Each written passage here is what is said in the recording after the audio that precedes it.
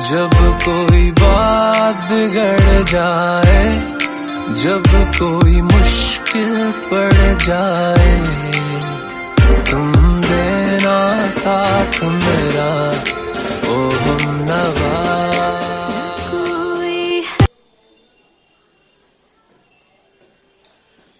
Good morning dear students, कैसे हैं आप लोग? उम्मीद करते होंगे कि बेहतर होंगे। मौसम भी जो है कि अपनी करवटें बदल रहा है और कोरोना के केसेस भी कम हो रहे हैं। उसके बाद हालांकि एक चीज और बता दें कि अभी का जो मौसम हुआ है ऐसा, ये कोई मानसून के कारण नहीं हुआ है, ये चक्रवात के कारण हुआ है जो अरब सागर में आया है और गुजरात और महाराष्ट्र को ज्यादा नुकसान पहुंचा रहा है, जिसका नाम ताउते है। आपको बता दें जनरली किसी भी चक्रवात का नाम देशों के द्वारा रखा जाता है। जैसा कि वर्ष 2019 में 3 मई को जो चक्रवात आया था उसका नाम फोनी रखा गया था, जो बांग्लादेश रखा था। लेकिन अभी का जो चक्रवात आया है अरब सागर में, उसका नाम ताउते है और उसका नाम म्यांमार द्वारा रखा गया है। ये करंट का एक अपडेट जो है कि क्वेश्चन था, इसलिए इसको रख दिए। हालांकि हम लोग जो है कि आज इकोनॉमिक्स का लेक्चर 2 देखेंगे। पिछले वीडियो में आप लोग देखे थे इकोनॉमिक्स का लेक्चर 1, जिसमें हमने अर्थशास्त्र का परिभाषा, अर्थशास्त्र का परिचय, अर्थशास्त्र के बारे में विभिन्न विद्वानों का मत, अपना सिद्धांत और सोच के बारे में बताए थे। अर्थशास्त्र का प्रकार बताए थे। उसके बाद जो है कि कुछ विभिन्न टर्म होते हैं इकोनॉमिक्स के इंट्रोडक्शन के साथ साथ, जिसमें मैक्रो एंड माइक्रो में बहुत सारे जो है कि अंतर ओईजीवी में हम लोग देखे थे। आज के क्लास में हम लोग देखेंगे कि क्या अर्थशास्त्र और अर्थव्यवस्था एक है या अलग है, अगर अलग है तो कैसे, क्या क्या जो है कि बदलाव उसमें हुए जो अलग अलग होगा। तो सबसे पहले हम आपको बता दें कि डियर स्टूडेंट्स, ये इकोनॉमिक्स है और इकोनॉमिक्स होने के साथ साथ बड़ा इत्मीनान से, बड़ा धैर्य के साथ, बड़े गौर के साथ बातों को सुनी जाती है, चीजों को समझी जाती है, ताकि किसी भी प्रकार का परेशानी जो है कि न हो। क्योंकि इसमें अगर एक भी कॉन्सेप्ट गड़बड़ हो गया तो थोड़ा जो है कि समझने में परेशानी होगी और वो कॉन्सेप्ट हर जगह आएगा, जिससे कि थोड़ा समझने में और ज्यादा कठिनाई हो जाती है।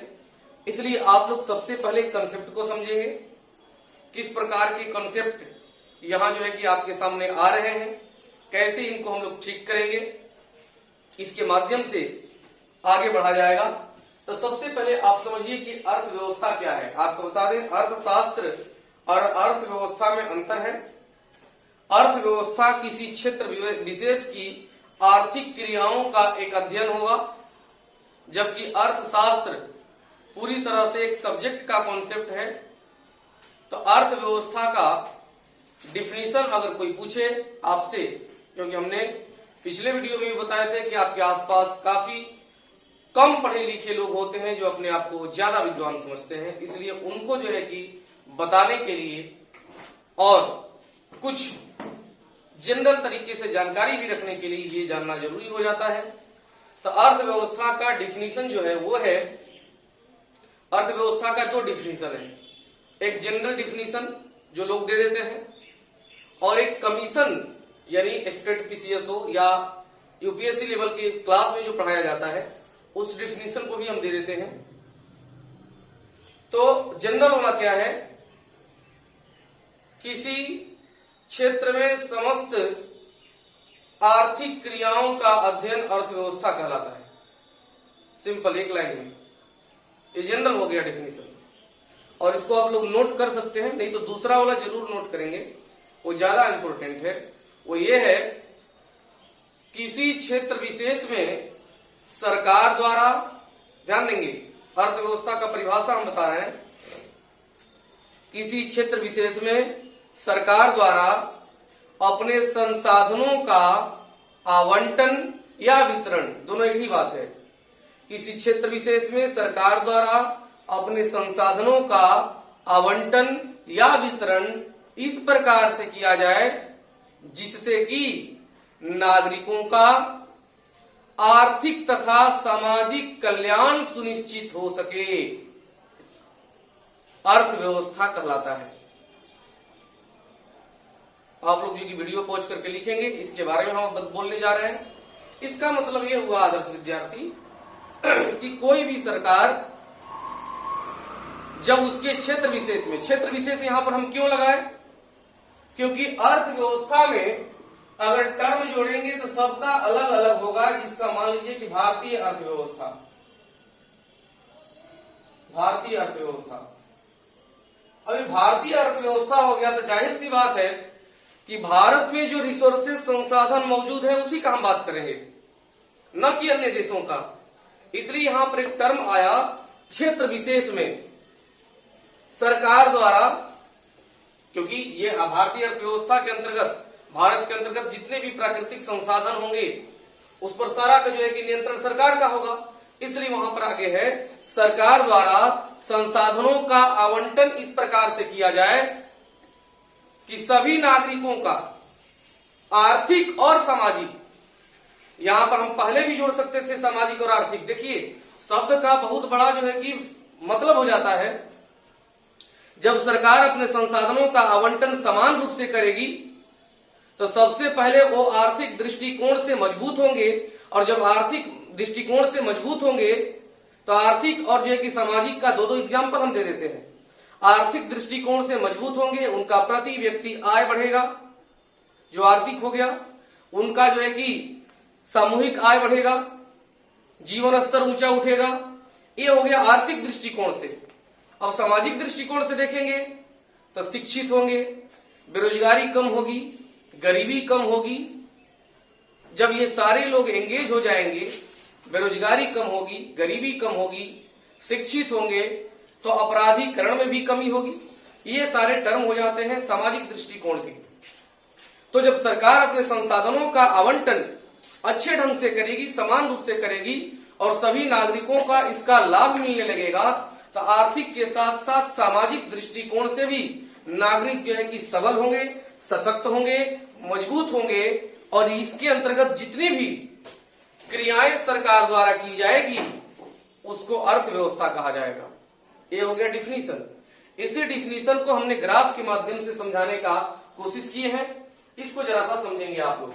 नीचे नहीं देखना है, साइड वाला देखना है। मेरे आदर्श विद्यार्थी, ये है अर्थव्यवस्था। अर्थव्यवस्था को हमने दो पार्ट में तोड़ा, एक है अर्थ, दूसरा है व्यवस्था। दोनों का अलग अलग जो है कि मीनिंग हुआ। अर्थ का मीनिंग हो गया धन, व्यवस्था का मीनिंग क्या हो गया इसको देखेंगे। हालांकि व्यवस्था के मीनिंग को आप यहां से भी लिख सकते हैं, आर्थिक क्रियाएं, लेकिन थोड़ा सा इसको हम डिटेल्स किए ताकि आपको बिल्कुल अच्छे से कॉन्सेप्ट समझ में आ जाए। तो व्यवस्था के अंतर्गत क्या हुआ, तो वे नागरिक है, संसाधन है, तो दो ही काम हो सकता है, या तो संसाधन को नागरिकों के पास पहुंचा दो, या नागरिक को ही कह दो आप संसाधन के पास पहुंच जाइए। यहां पर दो ही बात हो सकती है। लेकिन इसमें से जो नागरिकों को संसाधन के पास भेज देंगे तो सबका कल्याण नहीं हो पाएगा, क्योंकि वहां पर जो पावरफुल होगा, शक्तिशाली होगा, वो ज्यादा संसाधन का उपयोग करेगा। जो नीचा दबा कुचला टाइप का लोग होगा वो जो है कि कम संसाधन का प्रयोग कर पाएगा। इसलिए यहां पर जो है कि सरकार द्वारा निश्चित क्षेत्र के संसाधनों का आवंटन नागरिकों के पास किया जाता है, और इसके तहत जितनी भी आर्थिक क्रियाएं होती हैं, जैसे आप एग्जाम्पल में बोल सकते हैं जन धन योजना। ये क्या था, सभी लोगों के पास अपना एक अकाउंट रहेगा ताकि सरकार द्वारा जितनी भी सब्सिडी, जितने भी फाइनेंस वो दिए जाते हैं उनके पास डायरेक्ट पहुंचे। उज्ज्वला योजना क्या था, सामाजिक दृष्टिकोण से वह जो है कि जीवन स्तर उनका ऊंचा उठे, स्वच्छ ईंधन के द्वारा स्वच्छ भोजन का जो है कि पके। ये सारी चीजें कहीं ना कहीं योजनाएं जो होती हैं वो सभी आर्थिक क्रियाओं का ही एक अंग है। अभी के दौर में कोरोना काल में सरकार विभिन्न प्रकार का मदद पहुंचा रहा है, ऑक्सीजन दे रहा है, वेंटिलेटर दे रहा है, पीपी किट दे रहा है, मास्क दे रहा है, उसके बाद जो है कि बहुत सारे इंजेक्शन, दवाई, मेडिसिन सबका व्यवस्था कर रहा है। क्यों? क्योंकि चाहता है कि मेरे नागरिकों का कल्याण हो सके, मेरे नागरिक स्वस्थ हो सके, स्वच्छ हो सके, महामारी से, बीमारी से दूर रहें, ताकि ये महामारी और बीमारी आकर के मुझे पूरी तरह से यानी देश के लोगों को परेशान ना करे। उसके अंतर्गत जितनी भी जो है कि आर्थिक क्रियाएं होंगी वो अर्थव्यवस्था की भाग होंगी। ये आपको बता दें, महामारी के क्रम में लॉकडाउन सबसे जो है कि खतरनाक बात है। हालांकि लॉकडाउन लगाने के बाद ही जाकर के कोरोना कम होता है, लेकिन भारत की अर्थव्यवस्था के लिए सबसे खतरनाक है, क्योंकि भारत सरकार को प्रत्यक्ष और अप्रत्यक्ष रूप से रोज 10 से 15 हजार करोड़ रुपए का लॉस होता है। अब बताइए, एक विकासशील देश में जहां पर अच्छे से गरीबी नहीं खत्म हुई, बेरोजगारी खत्म नहीं हुई, जीवन स्तर लोगों का ऊंचा नहीं है, ऐसे देश में अगर 10 से 15 हजार करोड़ रुपए रोज अगर जो है कि लॉस जाए सरकार का टैक्स के रूप में, तो आप जोड़ सकते हैं 3 से 4 लाख करोड़ रुपया पर मंथ लॉस हो रहा है। कौन सरकार चाहेगा कि हम 2 महीना 3 महीना का लॉकडाउन लगा दें? और आपको बता दें कि मार्च से लेकर के अभी तक लगभग सरकार को हर प्रकार से लगभग 10 लाख करोड़ रुपए का लॉस हुआ है। वो लॉस इनकम नहीं होना, खर्च अधिक होना राजकोष से।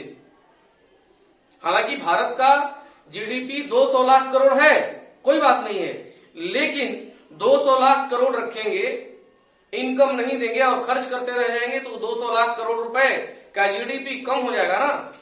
5वां जीडीपी की दृष्टि से 5वां सबसे बड़ा जो है कि अर्थव्यवस्था है हम लोग, लेकिन हमसे बहुत आगे है लोग ना। अमेरिका बहुत आगे है, चाइना बहुत आगे है, उसके बाद जो है कि जापान बहुत आगे है। तो ये सारी चीजें होती हैं।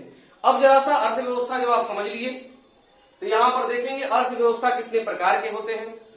तो भाई आपको अर्थव्यवस्था का प्रकार हम थोड़ा अलग तरीके से बता रहे हैं, नहीं तो इसमें डायरेक्ट भी हम बोल सकते थे, लिख सकते थे, लेकिन यहां पर थोड़ा हम लोग देखेंगे प्रकार में।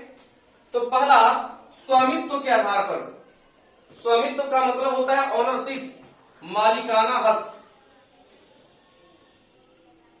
मालिकाना हक, स्वामित्व के आधार पर अर्थव्यवस्था का प्रकार। तो स्वामित्व के आधार पर अर्थव्यवस्था का प्रकार नंबर 1, पूंजीवादी अर्थव्यवस्था। पूंजीवादी अर्थव्यवस्था को इंग्लिश में कैपिटलिज्म इकोनॉमी कहते हैं, ध्यान रखेंगे। अर्थव्यवस्था का इंग्लिश इकोनॉमी होता है, जैसे इंडियन इकोनॉमी, इकोनॉमिक्स नहीं होता है, इकोनॉमिक्स अर्थशास्त्र का है। तो पूंजीवादी अर्थव्यवस्था, कैपिटलिज्म इकोनॉमी। दूसरा, समाजवादी अर्थव्यवस्था, सोशलिस्ट इकोनॉमी। तीसरा, मिश्रित अर्थव्यवस्था, मिक्स्ड इकोनॉमी। अब यहां पर मिश्रित अर्थव्यवस्था क्या है इसको समझेंगे, क्योंकि दोनों के कॉन्सेप्ट को जो हम बताएंगे तो यहां पर मिश्रित निकल जाएगा, लेकिन एक लाइन में समझना है, ये पूंजीवादी और समाजवादी मिलकर के मिश्रित अर्थव्यवस्था हो जाता है। यानी जिस अर्थव्यवस्था में, जिस देश में, जिस क्षेत्र में पूंजीवादी और समाजवादी दोनों प्रकार की जो है कि अगर इकोनॉमी का नेचर हो तो उसको कहेंगे मिश्रित अर्थव्यवस्था। अब यहां पर आ जाएंगे संबंध के आधार पर अर्थव्यवस्था का प्रकार। तो यहां पर 2 हो गया, एक खुली और एक बंद अर्थव्यवस्था। खुली अर्थव्यवस्था को इंग्लिश में कहते हैं ओपन इकोनॉमी,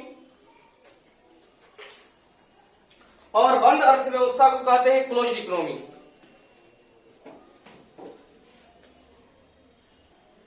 तो संबंध के आधार पर 2 हो गया इकोनॉमी, खुली अर्थव्यवस्था, बंद अर्थव्यवस्था।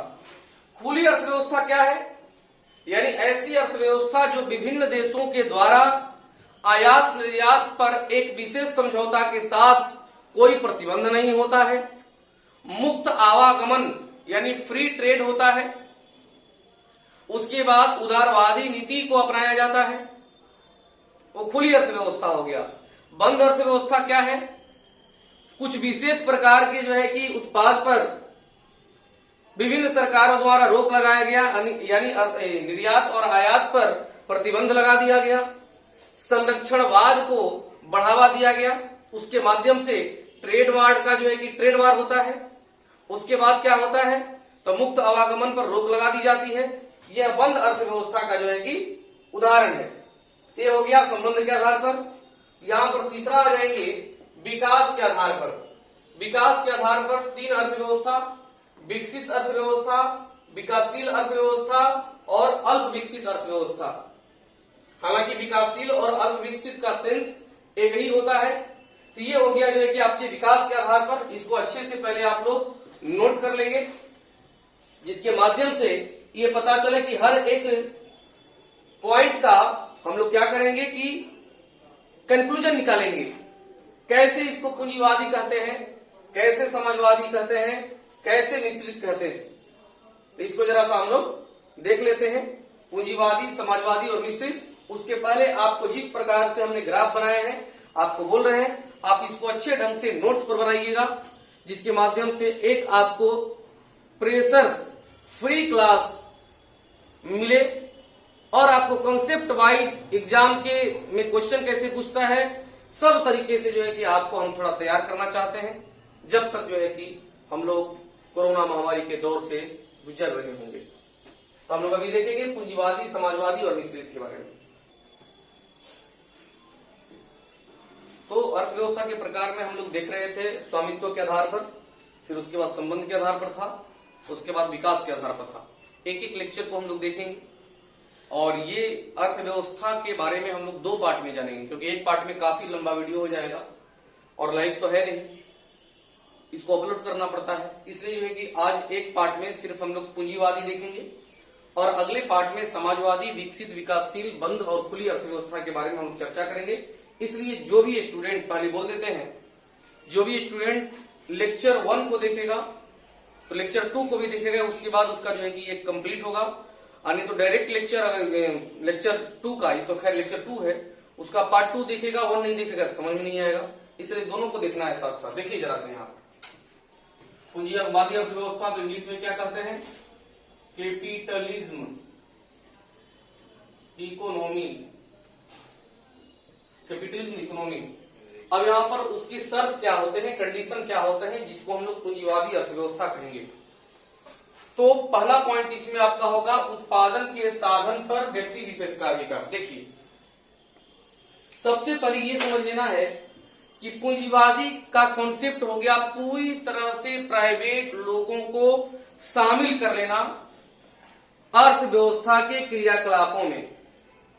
यानी जो भी सरकार द्वारा इकोनॉमी को आगे बढ़ाने के लिए जितने भी प्रकार के डिसीजन हो, एक्टिविटीज हो, पॉलिसी मेकिंग हो, उसमें प्राइवेट लोगों को भी शामिल कर लेना पूंजीवादी अर्थव्यवस्था कहलाता है। एक लाइन में ये पूरा लंबा चौड़ा अगर नहीं समझ में आएगा तो उसी का अलग अलग पार्ट है। तो पहला है उत्पादन के साधन पर व्यक्ति विशेष का अधिकार। यहाँ पर कहने का मतलब है कि सरकार का, हम बोले थे कि अर्थव्यवस्था उसको कहेंगे कि साधनों का, संसाधनों का आवंटन करना। अगर सरकार संसाधनों के आवंटन में और अच्छे तरीके से आवंटन में अगर प्राइवेट लोगों को अपने अंदर जो है कि अपने सिस्टम में अगर इन्वॉल्व कर लेती है, जैसे एग्जाम्पल के तौर पर सिंपल एग्जाम्पल देते हैं आपको, अगर सरकार अपने माध्यम से वैक्सीन का निर्माण करती तो शायद अभी नहीं हो पाता, क्योंकि सरकारी जो काम होते हैं वो बड़ा जो है कि ढुलमुल रवैया के तरीके से होते हैं। लेकिन सीरम इंस्टीट्यूट ऑफ इंडिया इसने क्या किया कि पूरी तरह से बड़े वैज्ञानिक टेक्नीशियन को अच्छे पैसे देकर के हायर किया। सरकार भी सपोर्ट किया कि नहीं करो आप, जो भी परेशानी होगी हमको बोलना, अगर तुमको जो है कि कच्चे माल, रॉ मटेरियल की कमी होगी, किसी देश से लाना है वो नहीं दे रहा है तो हम बात कर लेंगे। तो यहाँ पर वही हो गया, उत्पादन के अगर साधन होंगे उसमें व्यक्ति विशेष का अधिकार अगर कुछ दे दिया जाएगा तो पूंजीवादी अर्थव्यवस्था का ये पहला शर्त होता है। दूसरा शर्त ये होता है अनियोजित अर्थव्यवस्था। ये अच्छी बात है, अनप्लान्ड इकोनॉमी। कहने का मतलब कि अगर अर्थव्यवस्था को आगे बढ़ाने के लिए अगर किसी विशेष प्रकार का अगर जो है कि योजना बनाना हो, विशेष प्रकार का कोई डिसीजन लेना हो, तुरंत किसी प्रकार का जो है कि प्रोजेक्ट तैयार करना हो, तो वो सिस्टमेटिक वे में नहीं होगा, ऑलरेडी करो। ये विकसित देशों में होता है कि जिस चीज की जरूरत है वो करो, जैसे योजना आयोग हमारा था तो 5 साल 10 साल 15 साल का एक सिस्टम बनाता था, इसके बाद ये करेंगे फिर वो करेंगे फिर वो करेंगे। लेकिन जो है कि नई सरकार जब आई, मोदी सरकार, 1 जनवरी 2015 को योजना आयोग को बदल दिया नीति आयोग में। बोला कि नहीं, नीति आयोग का काम होगा कि बेहतर से बेहतर करने के लिए तुम सोचो और बोलो, हम तुरंत उसको डिसीजन दे देंगे और तुरंत होगा। यानी अनियोजित अर्थव्यवस्था का एक छोटा सा झलक था नीति आयोग का गठन, और विदेशों में यही होता है। ये हो गया अनियोजित अर्थव्यवस्था। तीसरा, अहस्तक्षेप की नीति।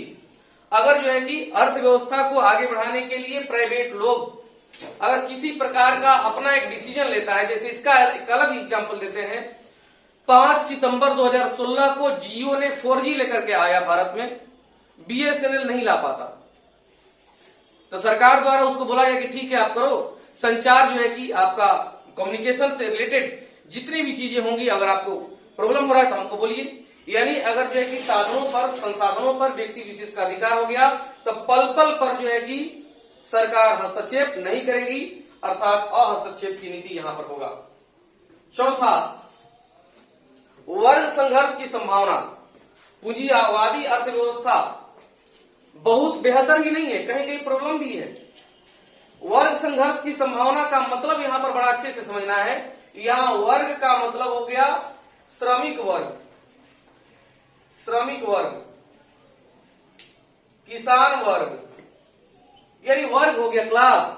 अर्थात अगर प्राइवेट कंपनियां अगर अपनी जो है कि प्रोडक्शन को आगे बढ़ाएंगी तो प्राइवेट लेबर को रखेंगी, कंपनियां आगे बढ़ी, प्रोडक्शन बढ़ा तो लेबर को पेमेंट मिला, कंपनी बंद, जैसे आप देख रहे होंगे लॉकडाउन में विभिन्न कंपनियां फैक्ट्रियां बंद हो गई तो उसने अपने लेबर को पेमेंट देने से मना कर दिया। तो भाई जैसे ही मना कर देगा, अब वो वर्ग जो है, श्रमिक वर्ग जो है, वो संघर्ष करने लगेगा। तो संभावना बनी रहती है लेबर कास्ट मतलब क्लास या श्रमिक वर्ग के लोगों का कब रोजगार छिन जाएगा कोई गारंटी नहीं है। तो पूंजीवादी अर्थव्यवस्था में श्रमिकों को थोड़ा संघर्ष करने की एक डर बनी रहती है। नेक्स्ट पॉइंट आपका है उपभोक्ता की संप्रभुता, सॉवरेनिटी ऑफ कंज्यूमर।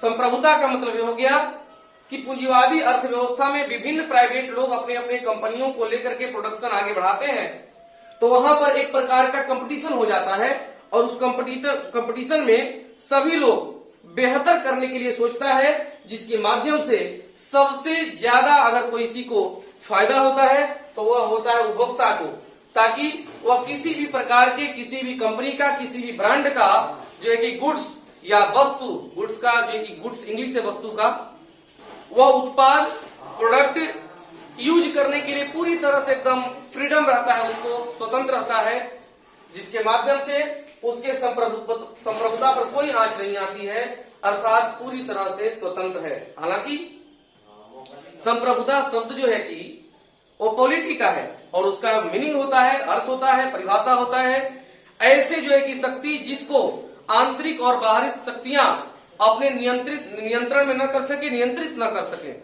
तो हमारा मन, हम जो है कि सैमसंग का मोबाइल लेंगे, रेडमी का लेंगे, रियलमी का लेंगे, वीवो का लेंगे, ओप्पो का लेंगे, जो हमको पसंद आएगा हम वही लेंगे, यानी जो कंज्यूमर को अच्छा लगेगा वही लेगा। उसके बाद निजी क्षेत्र, यहां पर नहीं एक छूट गया था, निजी क्षेत्र। निजी क्षेत्र का मतलब सिंपल, प्राइवेट लोगों का एक कुनबा खड़ा हो जाता है, जिसके माध्यम से वो अर्थव्यवस्था को गति देने में, अर्थव्यवस्था को संचालित करने में सरकार का साथ देते हैं, तथा कुछ विशेष सेक्टर पर इनका एक अपना पकड़ भी हो जाता है। तो निजी क्षेत्र वाले लोग होते हैं मूल्य यंत्र। मूल्य यंत्र in the sense price mechanism according to production cost, factor cost, इसके अनुसार जब निजी लोग अपने मूल्य को जो है कि नियंत्रित करते हैं, अपने मूल्य को आगे बढ़ाते हैं, इसके माध्यम से जो है कि मूल्य यंत्र का जो है कि तरीका बदलता है। जैसे 5 सितंबर 2016 से 31 मार्च 2017 तक जियो ने फ्री दिया, उसके बाद बोला कि आप मेंबरशिप ले लीजिए, फिर बोला कि 99 रुपया, फिर बोला 149 रुपया, अभी 199 रुपया, अगर 20 रुपया और बढ़ा देगा तो लोग करेंगे ही करेंगे। तो ये सारे जो कंडीशन थे, ये सारे कंडीशन बड़ा इजी वे में हम समझाने का कोशिश किए हैं आप लोगों को, ताकि आप बड़ा सिस्टमेटिक वे में इसको पढ़ें और समझें। और 20 से 25 मिनट के अंदर का ही वीडियो क्यों रखते हैं, ताकि आपको लगे कि इतना ही जो है कि एक लेक्चर है जिसको हमको आज कंप्लीट कर लेना है। अगर 106 मिनट का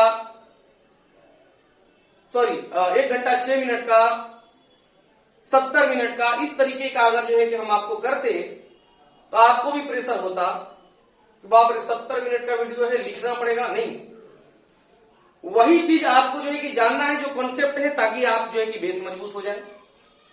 शॉर्ट नोट्स उतना ही बनाना है ताकि एग्जाम के में जो आपको क्वेश्चन पूछा जाए उसमें आप बना दें। इसमें एक क्वेश्चन पूछ सकता है, निम्न में से कौन सी पूंजीवादी अर्थव्यवस्था का एक शर्त है या एक शर्त नहीं है, या सत्य कथन असत्य कथन, इसके तहत जो है कि यह प्रश्न पूछेगा।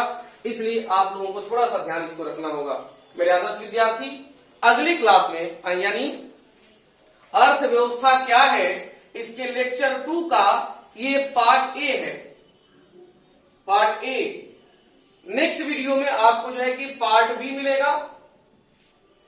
पार्ट बी में समाजवादी अर्थव्यवस्था, मिश्रित अर्थव्यवस्था, उसके बाद विकसित अर्थव्यवस्था, विकासशील अर्थव्यवस्था, खुली अर्थव्यवस्था, बंद अर्थव्यवस्था, उसके बाद कुछ नोट पॉइंट भी होंगे, वो आपके सामने जाएगा, आपके पास जाएगा। बस इत्मीनान से आप अच्छे से इसको नोट करेंगे, पढ़ेंगे, समझेंगे और मेरे लिए सिर्फ ये काम करेंगे कि वीडियो को सब्सक्राइब करवाएंगे, शेयर करेंगे। इसके माध्यम से 2 फायदा होगा। एक आप लोगों का कि आपके माध्यम से अन्य लोगों के पास भी यह वीडियो पहुंचेगा तो उनको भी फायदा होगा। मेरे लिए यह फायदा होगा कि जल्दी से जल्दी 1000 सब्सक्राइबर अगर हो जाएंगे तो हम लोग लाइव क्लास लेंगे, जिसके माध्यम से आप डायरेक्ट क्वेश्चन पूछ सकते हैं और हम डायरेक्ट आपका प्रश्न का जवाब दे देंगे। हालांकि हमने ये कोशिश करते हैं कि इतना बार इसको हम चर्चा कर दें ताकि आपके पास किसी भी प्रकार का कोई प्रॉब्लम न हो। तो मिलते हैं अगले वीडियो में अर्थव्यवस्था के लेक्चर मतलब 2 में पार्ट 2 के साथ। तब तक आप लोग जो है कि अपने आप को शॉर्ट नोट्स के साथ तैयार कर करके पूरी तरह से वो चीज तैयार रखेंगे। और अगर किसी भी प्रकार का कोई परेशानी है तो वीडियो का तारीफ कम भी करेंगे तो काम चल जाएगा कि सर बहुत अच्छा, बड़ा इजी वे में पढ़ाए, बड़ा स्मूथली पढ़ाए। इससे हमसे कोई मतलब नहीं होता है, क्योंकि मुझे पता है कि कोई भी चीज को बड़ा बेसिक तरीके से और बड़ा व्यवहारिक तरीके से आपके सामने परोसते हैं, चाहे ऑनलाइन हो चाहे ऑफलाइन हो। तो आप प्रश्न अगर कहीं डाउट है तो उसको जो है कि कमेंट बॉक्स में जरूर लिखें, आपका आंसर वहां पर मिल जाएगा। धन्यवाद, मिलेंगे अगले वीडियो में पार्ट बी के साथ।